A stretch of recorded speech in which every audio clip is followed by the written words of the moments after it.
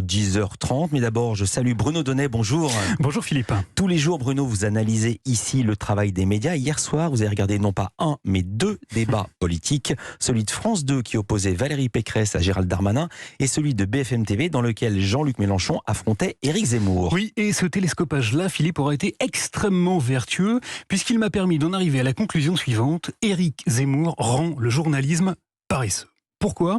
Eh bien d'abord parce que comme il tient systématiquement, et c'est le cas encore hier soir, sur BFM TV des propos spectaculaires au sens propre du terme, c'est-à-dire au sens où il crée par leur côté totalement iconoclaste une forme de spectacle à eux tout seuls. Pour moi, la délinquance que nous vivons n'est pas une délinquance, c'est un djihad. Les mots d'Éric Zemmour produisent un effet de fascination sur les journalistes qui les traitent comme une matière qu'il suffirait en fait de relayer pour produire du journalisme. Et pour s'en convaincre, il fallait jeter un œil au débat de France 2, dans lequel, bien qu'il n'y ait pas été invité, Éric Zemmour aura été totalement omniprésent. Présent dans les questions des intervieweurs. Moi, je voudrais que vous nous disiez l'un et l'autre si vous êtes d'accord ou pas avec Éric Zemmour. Mais présent également à l'image, puisque France 2 a diffusé plein pot des extraits de ses interventions. Le grand remplacement n'est pas un mythe, c'est un processus inéluctable qui, si on ne l'arrête pas, nous emportera tous. Et présent encore dans la voix de ses adversaires politiques. Écoutez, par exemple, ce que Valérie Pécresse a dit de lui.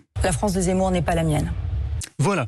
Alors on vient de l'entendre, Éric Zemmour suscite donc des émotions. Et chacun d'entre nous est prié d'avoir un avis le concernant et d'être pour ou contre, d'accord ou pas. Mais ça, Philippe, c'est du point de vue, c'est-à-dire l'exact contraire du journalisme. Le journalisme qui, comme vous le savez, s'appuie sur des faits et pas sur des affects. Seulement voilà, le journalisme, c'est chiant, c'est long, ça demande un travail très austère de documentation et de vérification qui est beaucoup moins spectaculaire que la photo d'un type en maillot de bain avec sa conseillère ou que la reprise de ses déclarations baroque sur le choix d'un prénom. Et pourtant, le journalisme s'est avéré être la bête noire d'Éric Zemmour. Et hier soir, il l'a parfaitement bien illustré sur BFM TV. Maxime Switek lui a posé une question sur l'intégration des étrangers. Et voici ce qui s'est passé. Si vous me permettrez, je ne répondrai pas à votre question. Ça m'arrange pas. Mais je m'en moque. Éric Zemmour a catégoriquement refusé de lui répondre et il a même réitéré son opposition quelques instants plus tard. Je veux débattre avec vous, pas avec les journalistes. J'ai le droit. Alors, pourquoi ? Eh bien, tout simplement parce que Éric Zemmour préfère rester dans la posture à laquelle il est habitué, notamment sur CNews, où c'est lui qui choisit le rythme et les thèmes. Mais surtout, parce que ce que Zemmour présente comme des faits ou comme des vérités résiste généralement assez mal au journalisme et à un simple exercice basique, celui de la vérification. Hier soir, BFM TV a eu une excellente idée.